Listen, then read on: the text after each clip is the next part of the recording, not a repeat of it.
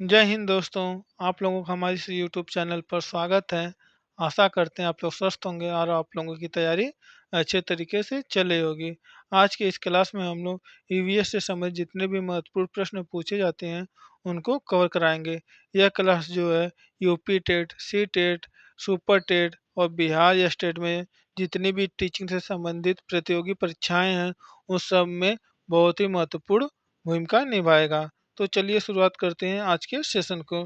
शुरुआत करने से पहले आप लोग को बता दिया यदि आप लोग इस चैनल को सब्सक्राइब नहीं किए हैं तो चैनल को सब्सक्राइब जरूर कर दीजिए। आज का हमारा पहला प्रश्न है प्रश्न संख्या 1। इसमें पूछा कि पारिस्थितिकी तंत्र में उत्पादक कौन होते हैं। तो इसका सही आंसर हमारा ऑप्शन सी हरे पौधे। नेक्स्ट क्वेश्चन है क्वेश्चन नंबर 2। इसमें पूछा कि किस गैस का योगदान ग्रीन हाउस प्रभाव में सबसे अधिक होता है। तो इसका सही आंसर जो हमारा option B carbon dioxide.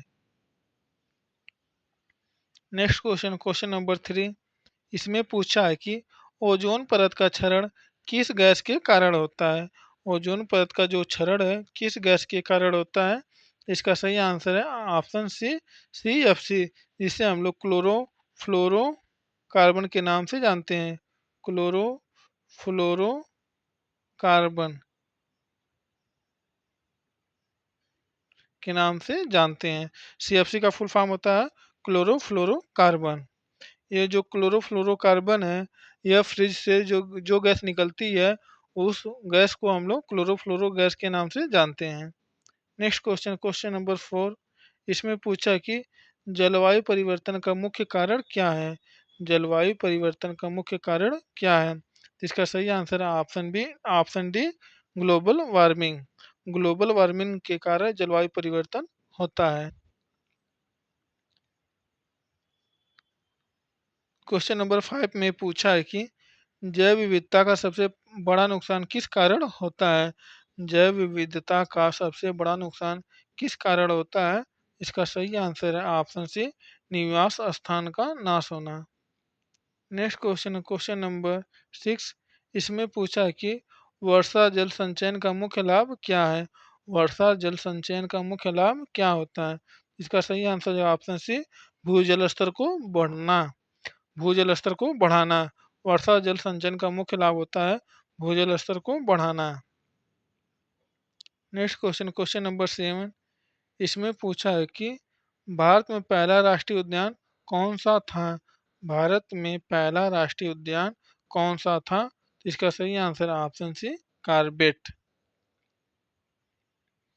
Question number 8 है। इसमें पूछा कि निम्न में से कौन सा एक पारिस्थितिकी तंत्र नहीं है। निम्न में से कौन सा एक पारिस्थितिकी तंत्र नहीं है। तो इसका सही आंसर है ऑप्शन सी चिड़िया घर। नेक्स्ट क्वेश्चन है जलवायु परिवर्तन से सबसे अधिक प्रभावित जीव कौन से हैं। जलवायु परिवर्तन से सबसे अधिक प्रभावित जीव कौन से हैं। तो इसका सही आंसर ऑप्शन सी उभयचर। Next question question number 10। इसमें पूछा कि रिसाइक्लिंग का मुख्य उद्देश्य क्या है। रिसाइक्लिंग का मुख्य उद्देश्य क्या है। इसका सही आंसर ऑप्शन बी अपशिष्ट को कम करना। रिसाइक्लिंग का मुख्य उद्देश्य होता है अपशिष्ट को कम करना। क्वेश्चन नंबर 11 में पूछा कि भारत में वन्य जीव सप्ताह कब मनाया जाता है। भारत में वन्य जीव सप्ताह कब मनाया जाता है। तो इसका सही आंसर ऑप्शन है 1 से 7 अक्टूबर तक वन्य जीव सप्ताह मनाया जाता है। Next question question number 12। इसमें पूछा है कि किस प्रक्रिया में पौधे सूर्य की ऊर्जा को रासायनिक ऊर्जा में परिवर्तित करते हैं। किस प्रक्रिया में पौधे सूर्य की ऊर्जा को रासायनिक ऊर्जा में परिवर्तित करते हैं। तो इसका सही आंसर ऑप्शन बी प्रकाश संश्लेषण की प्रक्रिया में। क्वेश्चन नंबर 13 है। इसमें पूछा है कि चिपको आंदोलन किससे संबंधित था। चिपको आंदोलन किससे संबंधित था। इसका सही आंसर ऑप्शन से वृक्षों की रक्षा से। चिपको आंदोलन जो है वृक्षों की रक्षा के लिए चलाया गया था। क्वेश्चन नंबर 14 में पूछा है कि प्रदूषण को नियंत्रित करने के लिए कौन सी गैस उपयोगी है। प्रदूषण को नियंत्रित करने के लिए कौन सी गैस उपयोगी है? इसका सही आंसर हमारा option B O3। Question number 15 में पूछा कि कौन सा पदार्थ जैविक रूप से अपघटनीय नहीं है? कौन सा पदार्थ जैविक रूप से अपघटनीय नहीं है? तो इसका सही आंसर है option C plastic. Next question, question number 16, इसमें पूछा कि वनों की कटाई से किस पर प्रतिकूल प्रभाव पड़ता है? वनों की कटाई से किस पर प्रतिकूल प्रभाव पड़ता है? तो इसका सही आंसर हमारा है उपरोक्त सभी। वर्षा पर, वायुमंडलीय संतुलन पर और पारिस्थितिकी तंत्र पर, इन सभी पर वनों की कटाई से प्रतिकूल प्रभाव पड़ता है। नेक्स्ट क्वेश्चन, क्वेश्चन नंबर 17, इसमें पूछा कि साइलेंट वैली राष्ट्रीय उद्यान कहाँ पर स्थित है? साइलेंट वैली राष्ट्रीय उद्यान कहाँ पर स्थित है? तो इसका सही आंसर ऑप्शन बी केरल में स्थित है। क्वेश्चन नंबर 18 में पूछा है कि वनस्पति का सबसे ऊपरी स्तर क्या कहलाता है? वनस्पति का सबसे ऊपरी स्तर क्या कहलाता है? तो इसका सही आंसर ऑप्शन बी पर्ण छत्र। पर्ण छत्र को हम लोग वनस्पति का सबसे ऊपरी स्तर के नाम से जानते हैं। क्वेश्चन नंबर 19 में पूछा है कि कौन सा अपशिष्ट रेडियोधर्मी होता है? कौन सा अपशिष्ट रेडियोधर्मी होता है? तो इसका सही आंसर हमारा ऑप्शन सी परमाणु संयंत्र का कचरा। क्वेश्चन नंबर 20 में पूछा कि इकोलॉजिकल फुटप्रिंट का क्या अर्थ है? इकोलॉजिकल फुटप्रिंट का क्या अर्थ होता है? तो इसका सही आंसर हमारा ऑप्शन सी प्राकृतिक संसाधनों की खपत। क्वेश्चन नंबर 21 में पूछा कि पृथ्वी दिवस कब मनाया जाता है? पृथ्वी दिवस कब मनाया जाता है? तो 22 अप्रैल को हम लोग पृथ्वी दिवस के रूप में मनाते हैं। तो सही आंसर हमारा ऑप्शन बी। क्वेश्चन नंबर 22 में पूछा है कि सबसे अधिक जैव विविधता किस स्थान पर पाई जाती है? सबसे अधिक जैव विविधता किस स्थान पर पाई जाती है? इसका सही आंसर ऑप्शन सी उष्णकटिबंधीय वर्षा वन में।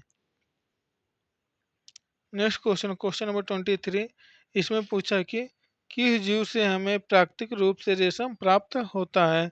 किस जीव से हमें प्राकृतिक रूप से रेशम प्राप्त होता है? इसका सही आंसर ऑप्शन सी रेशम कीट। क्वेश्चन नंबर 24 में पूछा है कि मनुष्यों में जल से होने वाले रोगों का मुख्य कारण क्या है? मनुष्यों में जल से होने वाले रोगों का मुख्य कारण क्या है? तो इसका सही आंसर हमारा ऑप्शन बी गंदा जल। क्वेश्चन नंबर 25 में पूछा है कि रामसर स्थल किससे संबंधित है? रामसर स्थल जो है किससे संबंधित है? इसका सही आंसर है ऑप्शन सी आर्द्र भूमि से संबंधित है। रामसर जो स्थल है आर्द्र भूमि से संबंधित है। क्वेश्चन नंबर 26 में पूछा है कि जैव संवर्धन में कौन शामिल नहीं है? जैव संवर्धन में कौन शामिल नहीं है? इसका सही आंसर हमारा ऑप्शन बी चिड़िया घर। क्वेश्चन नंबर 27 में पूछा है कि किस तत्व की अधिकता से जल में इथ्रोफिकेशन होता है? किस तत्व की अधिकता से जल में इथ्रोफिकेशन होता है? तो इसका सही आंसर हमारा option B phosphate. Question number 28 में पूछा है कि कौन सा एक प्राथमिक उपभोक्ता है? कौन सा एक प्राथमिक उपभोक्ता है? तो इसका सही आंसर है ऑप्शन बी बकरी। क्वेश्चन नंबर 29 में पूछा है कि कौन सी क्रिया जल प्रदूषण को रोकने में सहायक नहीं है? कौन सी क्रिया जल प्रदूषण को रोकने में सहायक नहीं है? तो इसका सही आंसर है ऑप्शन सी जल स्रोतों में कचरा डालना। आज का हमारा अंतिम प्रश्न, प्रश्न संख्या 30, इसमें पूछा है कि शहरीकरण से किस प्रकार का प्रदूषण बढ़ता है? शहरीकरण से किस प्रकार का प्रदूषण बढ़ता है? तो इसका सही आंसर है हमारा ऑप्शन डी उपरोक्त सभी। शहरीकरण से जो है जल और ध्वनि और वायु, ये तीनों प्रकार के प्रदूषण बढ़ते हैं। तो दोस्तों आज के लिए इतना ही। ऐसे ही वीडियो आप लोगों को पढ़ने के लिए आप हमारे चैनल को सब्सक्राइब कर लीजिए। बेल आइकन को दबा दीजिए और वीडियो को ज़्यादा से ज़्यादा लोगों तक शेयर कर दीजिए। यदि आप लोगों को इस क्लास की पीडीएफ चाहिए तो आप हमारे Telegram channel student point centre से जुड़ जाइए, वहाँ पर सारी पीडीएफ अवेलेबल रहती हैं और जितने भी एग्ज़ाम होते हैं उनसे संबंधित जितनी भी जानकारी होती है हम अपने टेलीग्राम चैनल पर प्रोवाइड करा देते हैं। आप लोग चाहें तो उस टेलीग्राम चैनल से जुड़ के अपनी जानकारी को और भी ज़्यादा मजबूत बना सकते हैं। तो दोस्तों आज के लिए इतना ही। जय हिंद, जय भारत।